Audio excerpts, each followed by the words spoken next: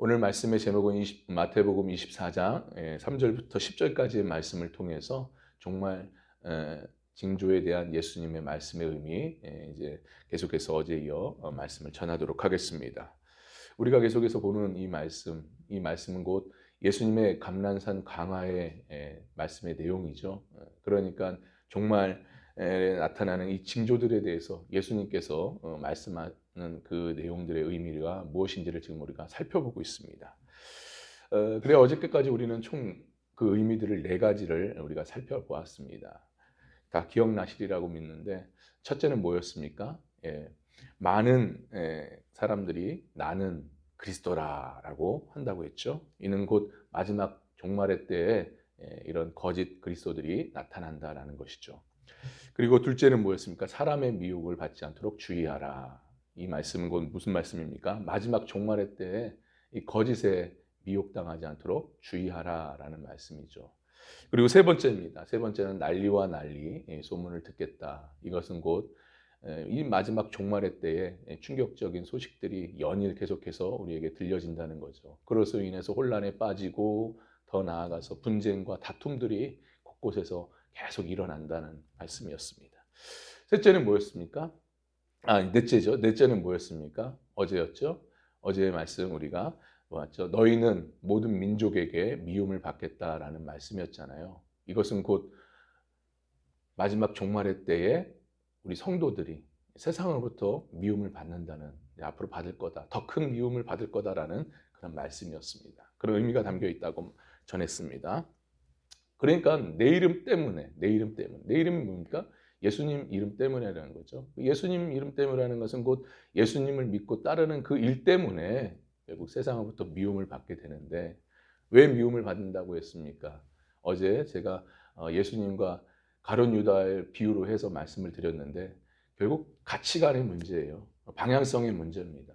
그것이 세상과 예수님을 믿고 따르는 자들과의 이 가치관이 맞지 않기 때문에, 목표한 바, 뜻한 바, 추구하는 바가 다르기 때문에 서로 부딪힐 수밖에 없다, 이 말씀입니다. 근데 그렇다면 우리가 이렇게 미움을 받고 살아가는데 그럼 우리는 어떻게 살아가야 되냐? 그래서 어저께 말씀드렸다시피 이것은 이미 예수님께서 예견한 말씀이고 과거로부터 이런 일들이 계속 꾸준히 있었기 때문에 결코 우리가 두려워하거나 혼란에 빠질 필요 없다, 걱정할 필요가 없다라는 거죠. 우리는 단지 우리 주님께서 주신 우리 믿음을 가지고 굳굳이 우리의 맡겨진 소임들을 감당하면서 우리의 초점은 항상 하나님 나라, 그 하나님 뜻에 맞춰서 우리는 그냥 묵묵히 우리는 믿음의 길을 걸어가면 된다. 결국 최후의 승리는 누구에게 있다? 바로 우리에게 있다. 주님을 붙잡고 따라가는 우리에게 최후 승리가 있다. 예수님께서 부활 승리하셨던 것처럼 그러한 최후 승리가 우리에게 주어진다라고 말씀을 드렸죠. 그러니까 여러분 끝까지 믿음의 길을 지켜나갈 수 있기를 주님의 이름 간절히 축원합니다. 어제 여기까지 우리가 살펴보았고요. 이제 오늘 다섯 번째입니다. 다섯 번째, 정말 징조에 대한 예수님 말씀의 의미다. 어떤 의미가 담겨져 있느냐. 오늘 본문을 통해서 보면은 10절의 말씀을 보면은 뭐라고 합니까? 다섯 번째는 많은 사람이 실족하게 된다, 이렇게 말씀을 합니다. 많은 사람이 실족하게 된대요. 우리가 봤지만 10절의 말씀을 함께 봤습니다. 시작. 그때 많은 사람이 실족하게 되어 서로 잡아주고 서로 미워하겠으며, 이런 말씀이 나오죠. 참으로 예수님께서는 이 그때라는 것은 이제 마지막 때라는 거죠. 정말 재림의 때에는 어떤 일이 일어나냐? 많은 사람들이 실족함을 당해서 그런 일들이 일어난다. 근데 이것은 곧 뭘 말하는 거냐? 바로 말씀 그대로예요. 마지막 때, 종말의 때는 다른 것이 아니라 이 많은 성도들이 시험거리로 인해서 믿음의 자리를 떠난다. 시험으로 인해서 걸려 넘어져 믿음의 자리를 떠난다라는 그런 말씀입니다. 그 의미가 담겨져 있는 거예요. 자, 여기서 실족하게 되어라는 이 말씀의 뜻은 죄를 짓다, 그리고 노하게 되다라는 그런 의미가 담겨져 있어요. 그러니까 예수님께서 말씀하셨듯이 이 마지막 종말에 나타나는, 이 재림 때에 나타나는 이 현상 중에 하나는 뭐냐? 많은 사람들, 특별히 교회 안에 있는 성도들을 말하겠죠. 이 성도들이 교회 안에서 많은 시험거리를 통해서 결국 그것도 이제 더 나아가서는 조그마한 시험거리로 인해서 죄를 짓고 노하게 되어서 믿음의 자리를 떠나게 되는 그런 일들이 많이 일어난다. 이 말씀을 하고 계십니다. 사실 지금까지 2000년 역사 속에서 교회들이 믿음을 지켜오면서 주님의 길을 걸어가면서 많은 내부적인 어려움을 겪었죠. 겪으면서 지금까지 왔고 이겨냈습니다. 뭐 때로는 교회 안에서 성도들 간에 문제가 있었지만 그래도 끝까지 참고 믿음으로 견뎌왔고 그걸 극복해 나왔었어요. 사실 여러분 이 땅에 있는 이 교회들을 볼 때 문제 없는 교회가 어디 있으며 한 번이라도 어려움을 겪지 않는 교회가 어디 있냐 이거죠. 다 문제가 있습니다. 천상교회, 하나님 나라 교회 외에는 이 땅에 있는 모든 교회는 아무리 건강한다 할지라도 건강함을 추구하는 교회일 뿐이지 다 그 안에 내부적인 문제가 없지 않아 다 있습니다. 교회라는 것이 뭡니까? 교회라는 것은 종합병원이죠. 예수님의 영혼의 치료자이신 예수님을 만나 치료받기 위해서 수많은 병자들이 주님을 찾아와 모인 곳이 바로 이 교회라는 곳입니다. 그렇잖아요, 여러분. 근데 그런 병자들, 환자들이 많은 곳에 문제가 없을 리가 없죠. 당연히 있습니다. 그런데 진짜 문제는 뭐냐? 앞으로 일어날 일들이라는 거죠. 종말의 때에 나타나는 이 현상 속에 일어나는 일들, 뭐겠습니까? 수많은 병자들이 예수님으로부터 영혼의 치료자이신 예수님으로부터 찾아와 치료를 받아야 되는데 그 받기 전에 많은 시험거리들을 감당하지 못한 채 그냥 그 믿음의 자리를 떠나버리는 거예요. 교회를 떠나버린다는 거죠. 병원을 떠나버리는 거예요. 치료받기도 전에 떠나버립니다. 바로 이러한 일들이, 현상들이 이제는 마지막 종말의 때에 비일비재하게 일어난다 이 말씀이에요. 그렇다면 왜 그럴까요? 왜 어째서 이러한 실족하여 넘어지는 일들, 또 믿는 자들이 넘어지는 일들이 왜 일어날까? 사실 이 실족하여 넘어지는 이 원인은 그 어떤 것을 논하기에 앞서서 이것은 개인 스스로가 우리 한번 스스로의 신앙을 점검해야 돼. 하나님 앞에서 점검해야 할 부분입니다. 이거는요. 그러니까 결론적으로 말해서 뭐냐? 믿음의 문제예요. 믿음의 문제. 개인적인 믿음의 문제. 그러니까 예수님을 향한 믿음이 얼마나 굳건히 서 있느냐라는 거죠.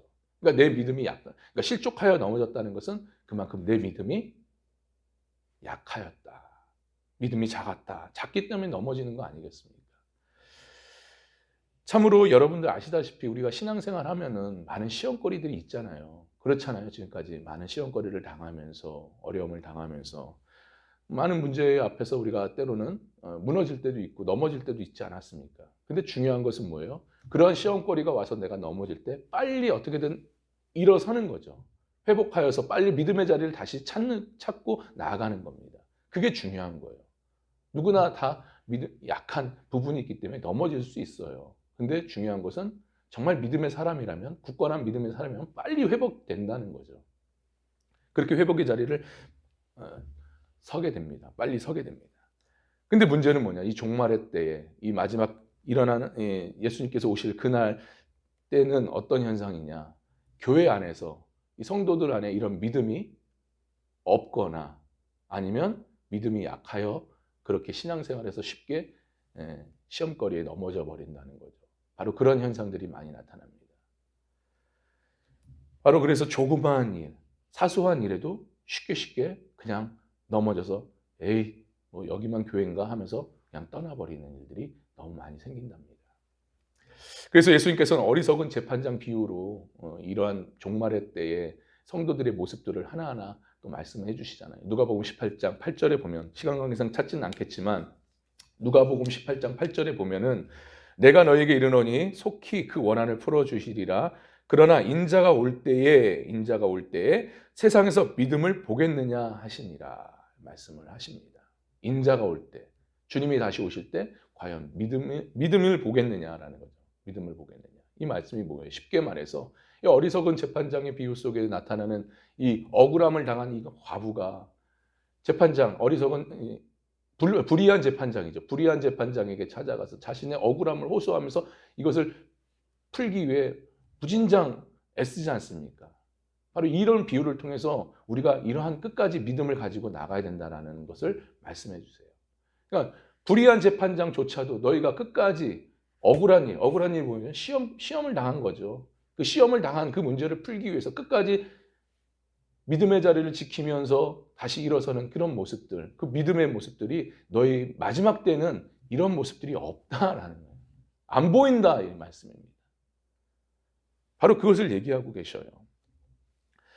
여러분 실질적으로 오늘 말씀 예수님께서 말씀하시는 이 내용처럼 주님이 오실 날이 가까우면 가까울수록 오늘 본문에 보십시오. 그때 많은 사람이 실족하게 되어 서로 잡아주고 이것은 서로의 그 악함들을 서로에게 나눈다라는 그 뜻이에요. 뭘 잡아줘서 일으킨다는 게 아닙니다. 이런 의미가 담겨지지 않아요. 서로 어떻게 보면 등 돌리고 서로 미워하는 일이 비일비재가 일어난대요. 이 교회 안에서. 그런 일들이 통해서 많은 자들이 실족하게 됩니다. 죄를 짓고 노하게 되어서 결국 믿음의 자리를 떠나는, 교회의 자리를 떠나는 자들, 특별히 더 나아가서는 배교하는 그런 성도들, 분쟁을 일으키는 성도들이 엄청 많아진다 이 말씀입니다. 그러니까 한마디로 종말의 때에 이르러서는 교회가 위기 상황에 처하게 되는 것이죠. 자, 그렇다면 이러한 일들이 일어난 상황 속에서 우리는 어떻게 해야 되겠느냐? 믿음의 길을 걸어가는 우리로서 주님께 부름받은 천국길을 향해 걸어가는 우리로서 어떻게 해야 되겠냐라는 말씀입니다. 어떻게 해야 되겠습니까? 우리는 먼저 감사해야 돼요. 왜 생뚱맞게 감사냐? 보십시오. 예수님께서 미리 종말에 있을 일들에 대해서 말씀하고 계지 않습니까? 앞으로 이런 일들이 있으니까 너희가 대비하라는 말씀으로 얘기하시는 거예요. 저희들에게 전해주시는 겁니다. 그러니까 우리는 감사해야 돼요. 우리가 이런 기회를 통해서 우리의 신앙을 다시 한번 점검하고 마지막 때에 우리가 흔들리지 않고 믿음의 자리를 떠나지 않도록 우리가 신앙을 대비해야 된다 이 말씀입니다. 그럼 어떻게 대비해야 됩니까? 우리는 우리의 신앙, 어쨌든 주님을 향하여 믿음의 길을 걸어가는 이 있어서 앞으로 우리의 믿음이 흔들리지 않도록 기도로 쌓는 거예요. 하나님, 어떤 어려움이 있더라도 하나님 그 순간에 믿음을 주셔서 잘 극복해 달라고 우리는 계속해서 그날을 위해서 그 어려운 시험, 환난을 미혹당하는 그날, 그 순간을 위해서 우리가 계속해서 기도로 쌓아 나가는 겁니다. 그게 가장 중요해요. 그리고 더 나아가서 말씀으로 우리가 무장하는 겁니다. 그 무장한다는 것은 뭐예요? 말씀을 늘 가까이 하고 그 말씀 속에서 주시는 말씀대로 내가 실천하면서 살아가는 그 습관에 몸을 배워야 된다라는 거예요. 계속 그것이 내 삶의 한 부분이 돼서 말씀 속으로 실천하는 그런 모습들이 내 안에 있어야 된다. 우리는 말씀만 듣고 끝나면 아무런 소용이 없습니다. 요즘들 설교의 홍수 속에서 산다고 하는데 우리가 인터넷상으로서 많은 설교들이 듣습니다. 듣는 거 좋아요. 근데 그 듣는 것도 끝나면 아무런 의미가 없다는 거죠. 그냥 설교 쇼핑만 하는 것 뿐이에요. 이것을 실제적으로 내가 삶으로 실천해야 그것이 내 것이 되는 거고 그것이 참된 믿음으로서 우리가 설 수가 있는 겁니다.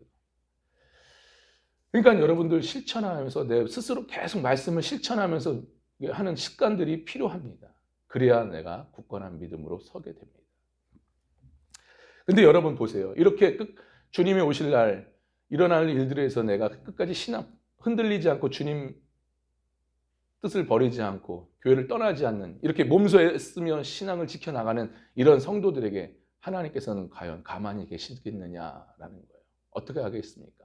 오늘 본문에 우리는 보지는 않았지만 13절에 보십시오. 우리 13절 함께 봤습니다. 시작. 그러나 끝까지 견디는 자는 구원을 얻으리라. 아멘. 이렇게 몸부림을 치면서 끝까지 신앙을 지키면서 주님을 맞이할 그런 모습으로 나아간다면 어떻게 됩니까? 끝까지 견디는 자는 구원의 은혜를 얻게 된다. 이 말씀이에요. 아무쪼록 마지막 때를 살아가는 우리 안에 이러한 아름다운 신앙의 모습과 또 오늘 13절에 보았듯이 주님께서 베푸시는 이 귀한 구원의 은혜를 또 오늘도 믿음의 신실한 길을 걸어가는 주님의 뜻을 벗어나지 않고 끝까지 주님의 뜻을 따라 살아가는 우리들에게 이런 모습과 이런 하나님의 크신 은혜가 우리 안에 있게 되어지길 간절히 바랍니다. 그래서 이러한 모습으로 주님이 오실 날 끝까지 흔들리지 마시고 교회를 떠나지 마시고 믿음의 자리를 지켜서 정말 주님을 기쁨으로 맞이할 수 있는 저와 여러분 될 수 있기를 주님의 이름으로 간절히 축원합니다. 할렐루야. 기도합니다.